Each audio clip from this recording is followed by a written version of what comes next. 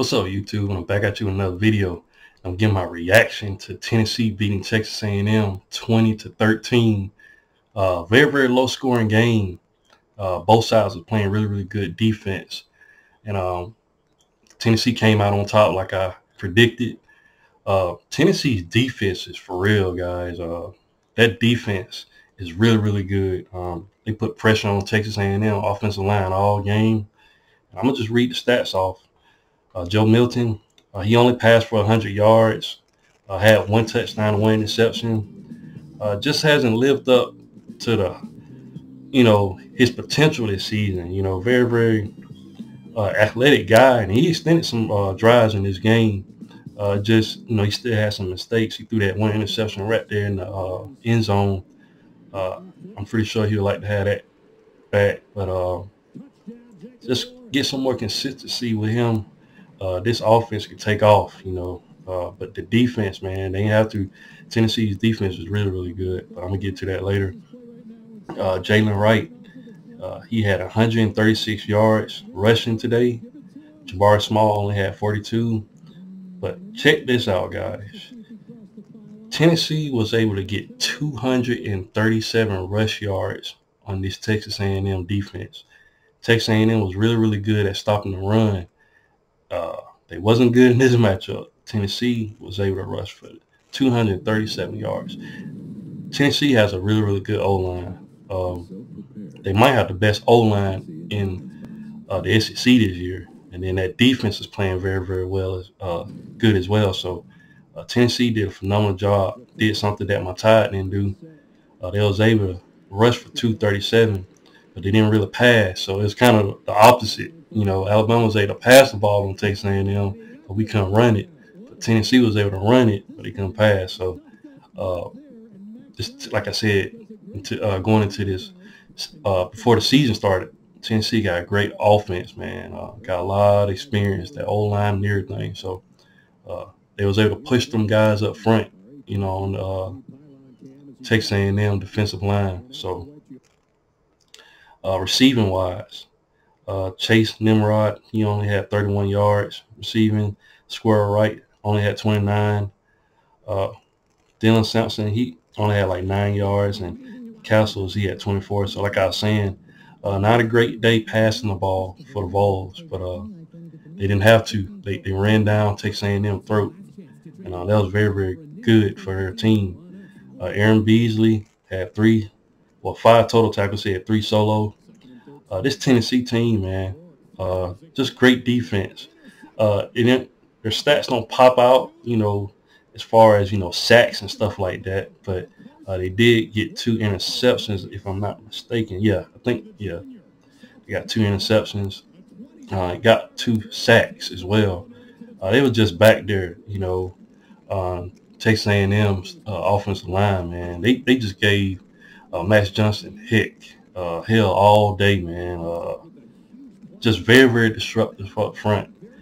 Their blitz packages and everything like that is really good, and it got me kind of nervous next week because my Tide played this Tennessee team, but they look really good. Texas A&M, Max Johnson threw for 223 yards, no touchdowns, threw 2 interceptions. Like I said, Tennessee defense just put pressure on them all day. Le'Veon Moss only had 62 yards on the ground. Tennessee's defense held Texas A&M to 54 rushing yards. Very good run defense. Very good. Receiving wise, Noah Thomas, he had 75 yards. Evan Stewart had 48. Max Wright, he only had 26. And Nia Smith had 20. Like I said, man, Tennessee's defense has greatly improved, man. Really good defense. Texas A&M, though, they was able to get 3 sacks in this matchup. So Walter Nolan, he went out with an injury. Looked really bad for Texas A&M. That was a loss for Texas A&M. Definitely a leader on that team, and it's unfortunate that he got hurt, but he had 3 solo tackles. But Texas A&M, man, like I said, great defense. Tennessee was able to run the ball, effectively on ended up getting the victory. And it's very, very hard place to play at. You know, Tennessee, man. Knoxville is a very, very hard place to play, and Texas A&M got a dose of it today. But just looking at the overall stats, first downs, Texas A&M got 17. Tennessee was able to get 20 first downs. Like I said, Texas A&M got 277 total yards. Very good defense with Tennessee. 223 yards passing and 54 on the ground. They shut Texas A&M offense all the way down. Tennessee, 337 total yards. They had 100 passing and they had 237 on the ground. So both these teams had a lot of penalties, though. Both teams definitely need to clean up their penalties.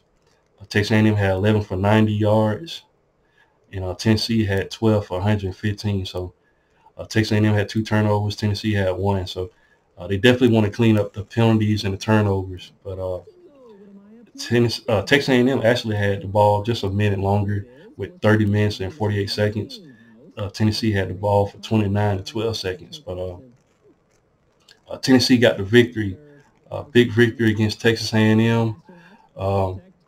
Next week, like I said, they go on the road to Tuscaloosa to play my Alabama Crimson Tide. I'm going to be honest with you, I'm very, very nervous about this matchup. It's going to be a great matchup. Tennessee is a very, very good team, and definitely no slouch. They can definitely come in Tuscaloosa and win if Alabama don't come with their A game. But it's going to be interesting to see how that game is going to go next week. Texas A&M just took another loss.